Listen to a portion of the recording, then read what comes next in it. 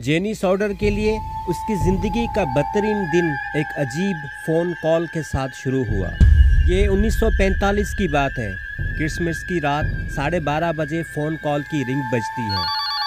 वो बिस्तर से उठ के फ़ोन का जवाब देने के लिए सीढ़ियों से नीचे उतरती है। जेनी सॉडर ने बाद में बताया था कि वो फ़ोन कॉल शायद कोई प्रैंक कॉल थी और फ़ोन में से किसी की अजीबोगरीब हंसी की आवाज़ आ रही थी। उसने फ़ोन को रख दिया और वापस बिस्तर पर चली गई। लेकिन 1 घंटे के बाद जेनी जब उठती है तो अपने बेडरूम में धुएं की स्मेल को महसूस करती है। अपने हस्बैंड जॉर्ज के कमरे में, जो वो ऑफिस के तौर पर इस्तेमाल करता था, वहाँ पर आग के शोले देखती है। जेनी जॉर्ज को जगाती है और वो अपने बड़े बेटों को जगाता है। जेनी, जॉर्ज और उनके 4 बच्चे मैरियन, सिल्विया, जॉन और जॉर्ज जूनियर घर से फ़ौरन बाहर निकल आते हैं। लेकिन उनके 5 बच्चे, 14 साल का मॉरिस, 12 की मार्था, 10 साल का लुइस, 8 साल की इरेनी और 5 साल की बेटी ऊपर आग की वजह से फंसे होते हैं। वो ऊपर अपने 5 बच्चों को ज़ोर से आवाज़ें देना शुरू करते हैं, लेकिन ऊपर से कोई रेस्पॉन्स नहीं आता और ना ही बच्चों के चीखने चिल्लाने की आवाज़ें आ रही होती हैं। ऊपर जाने वाली सीढ़ियाँ मुकम्मल तौर पर आग की लिपट में आ चुकी थी और बच्चों के पास जाने का कोई रास्ता नहीं था। उस वक्त जॉर्ज ने शिद्दत से अपने बच्चों तक पहुँचने के लिए दूसरे तरीके आजमाए। वो ऊपर की खिड़कियों से उन तक पहुँचने के लिए भागता है। जॉर्ज को उस रात बहुत सारे गैर मामूली हालात में से 2 सिचुएशन ने बहुत परेशान किया। सबसे पहले वो एक सीढ़ी जो आमतौर पर घर के साथ खड़ी होती थी, वहाँ नहीं थी। वो इस सीढ़ी का इस्तेमाल करके ऊपर खिड़कियों तक पहुँच सकता था। दूसरा, वो अपने ट्रक को घर तक लाने की कोशिश करता है, ये सोच कर के वो उसके ऊपर खड़ा होके ऊपर खिड़कियों तक पहुँच सकता है, लेकिन ट्रक का इंजन स्टार्ट नहीं होता। इनफैक्ट 1 दिन पहले वो ट्रक बिल्कुल ठीक काम कर रहा होता है। उसने कोशिश की कि वो बैरल से पानी लेकर आग को बुझाए, लेकिन जॉर्ज ने बैरल में पानी को जमा हुआ पाया। उसके 5 बच्चे धुएं और आग में लिपटे इस घर में फंसे हुए थे, लेकिन वो कुछ कर नहीं पा रहा था। सॉडर फैमिली का ये घर फैयेटविल, वेस्ट वर्जीनिया, अमेरिका में वाक़ था, जहाँ पर ज़्यादातर इटली से आए हुए इमिग्रेंट्स की कम्युनिटी आबाद थी। ये एक छोटा सा टाउन था और ये फैमिली वहाँ के one of the most respected middle class families में से थी। आग लगने के दौरान उनका फ़ोन काम करना बंद कर देता है। उनकी बेटी मैरियन एक पड़ोसी के घर भागती है और फैयेटविल फायर डिपार्टमेंट को कॉल करती है, लेकिन उन्हें कोई जवाब नहीं मिलता। वहाँ से गुजरने वाला एक ड्राइवर आग को देखकर फायर डिपार्टमेंट को फ़ोन करने की कोशिश करता है, लेकिन दोबारा किसी ऑपरेटर ने कोई जवाब नहीं दिया। उसके बाद एक पड़ोसी शहर में ड्राइव करके पहुंचता है और फायर डिपार्टमेंट के चीफ FJ मॉरिस को इस वाक़े की खबर करता है। फायर डिपार्टमेंट जॉर्ज के घर से सिर्फ 2.5 मील दूर होता है, लेकिन फायर डिपार्टमेंट का क्रू सुबह 8 बजे तक नहीं पहुंचता है। तब तक जॉर्ज का घर राख का ढेर बन चुका होता है।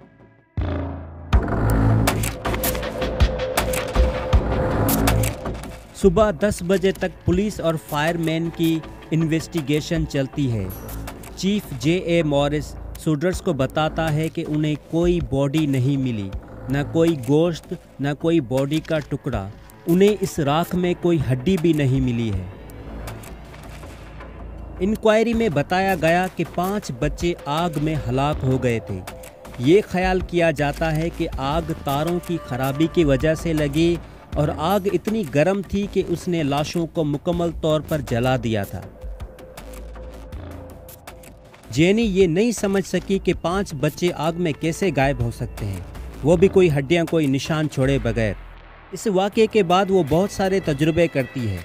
वो जानवरों की हड्डियों को जलाती है, मुर्गी, गाय की गोश्त की हड्डियाँ, ये देखने के लिए कि आया आग उन्हें राख में बदलती है कि नहीं, लेकिन हर बार वो देखती थी कि जली हुई हड्डियाँ रह जाती हैं। शमशान घाट के एक मुलाजिम ने उसे बताया कि 2000 डिग्री पर लाशों को 2 घंटे तक जलाने के बाद भी हड्डियां बाकी रह जाती हैं, लेकिन उनका घर सिर्फ 45 मिनट में तबाह हो गया था। सॉडर फैमिली ये बात भी मानने को तैयार नहीं थी कि आग लगने की वजह तारों की खराबी हो सकती है, क्योंकि उन लोगों ने आग लगने के बाद भी क्रिसमस लाइट्स को जलते हुए देखा था और जॉर्ज ने कुछ दिन पहले ही एक प्रोफेशनल को बुला के घर के इलेक्ट्रिकल वायरिंग का नए सिरे से काम करवाया था। एक टेलीफोन रिपेयर मैन ने सॉडर्स को बताया कि घर की फ़ोन लाइन आग में नहीं जली थी जैसा कि शुरू में उसने सोचा था, बल्कि उसे 14 फुट खंभे से काटा गया था।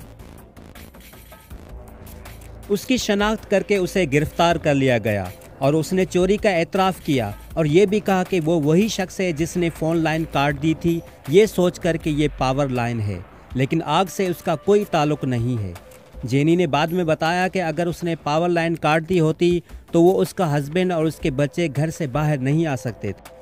जॉर्ज का ख्याल था कि उसी शख्स की छेड़छाड़ की वजह से उस रात उसकी ट्रक स्टार्ट नहीं हुई। सीढ़ी जो उस रात गायब थी वो बाद में घर से 23 मीटर दूर पड़ी हुई मिली थी। एक बस ड्राइवर जो उस रात वहां से गुजर रहा था, उसने बताया कि उसने कुछ लोगों को घर पर आग के गोले फेंकते हुए देखा है। चंद महीनों के बाद जब बर्फ पिघलती है तब 2 साल की बच्ची सल्विया को झाड़ियों में एक छोटी सख्त गहरे सब्ज रबड़ की गेंद जैसी चीज़ मिलती है। जॉर्ज बहुत सारे सब्जेक्ट्स में अपनी स्ट्रॉन्ग ओपिनियन रखता था और उनका इजहार करने में शर्मिंदा नहीं था। खासतौर पर इटालियन डिक्टेटर बेनेटो मुसोलिनी की सख्त मुखालिफत करता था। उसकी बातें कम्युनिटी के कुछ लोगों को सख्त लगती थीं। घर में आग लगने से महीनों पहले जॉर्ज को एक मकामी सेल्समैन ने धमकाया था, जो जॉर्ज को लाइफ इंश्योरेंस बेचने की कोशिश कर रहा था। जॉर्ज के इनकार पर उसने वार्न किया था कि तुम्हारे घर धुआं उठेगा और उनके बच्चों को तबाह कर दिया जाएगा। वो इसीलिए होगा कि तुमने बेनेटो मुसोलिनी के खिलाफ गंदे रिमार्क्स दिए हैं। जॉर्ज ने उस जगह को अपने खोए हुए बच्चों के लिए एक यादगार में तब्दील कर दिया। जेनी ने पूरी ज़िंदगी इस यादगार की एहतियात से देखभाल की, हालांकि वो मानती थी कि जिन बच्चों को वो याद कर रहे हैं वो कहीं जिंदा हैं।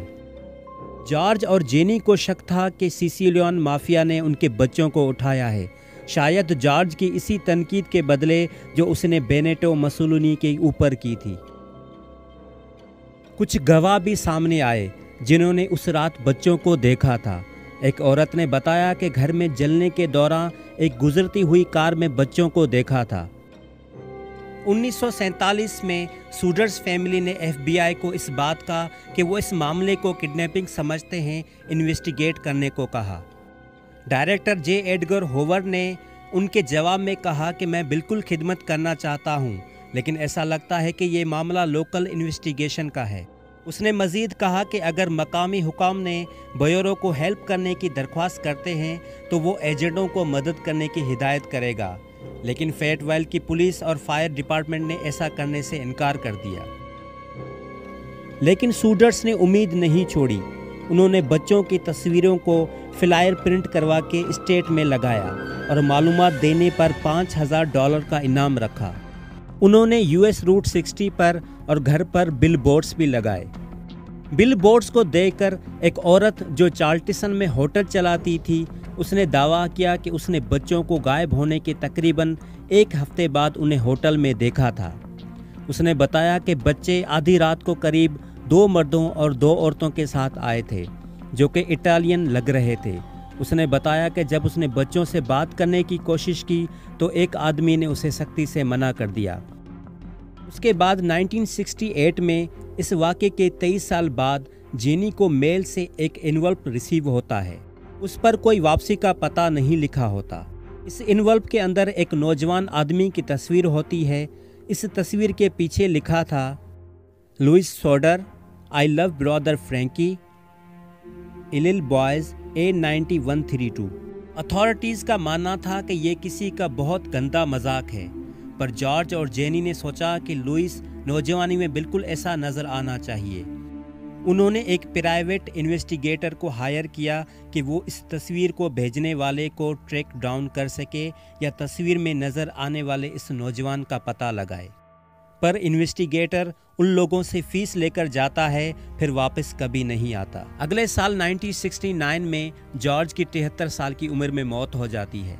जेनी अपनी फैमिली घर में रही और अपनी बाकी ज़िंदगी उस सोग में स्याह लिबास पहन के उस यादगार की देखभाल करती रही। सॉडर्स फैमिली के साथ होने वाला ये वाक़या अब भी फैयटविल कम्युनिटी को हॉन्ट करता है। ये एक रिमाइंडर है कि आम हालात में कोई भी वाक़या किसी भी वक्त हो सकता है। सॉडर्स फैमिली की उम्मीद और अपने गुमशुदा बच्चों की तलाश का अज़्म उनकी मीरास का अनमिट हिस्सा है। बच्चों के लापता होने की बहुत सारी थ्योरीज और लीड्स के बावजूद ये केस आज तक हल नहीं हुआ। ये सच है कि सॉडर्स बच्चों की किस्मत का आज तक पता नहीं चल सका, लेकिन उनकी कहानी एक ख़ानदान की मोहब्बत, जवाबात की अनथक जुस्तजू के सबूत के तौर पर कायम है।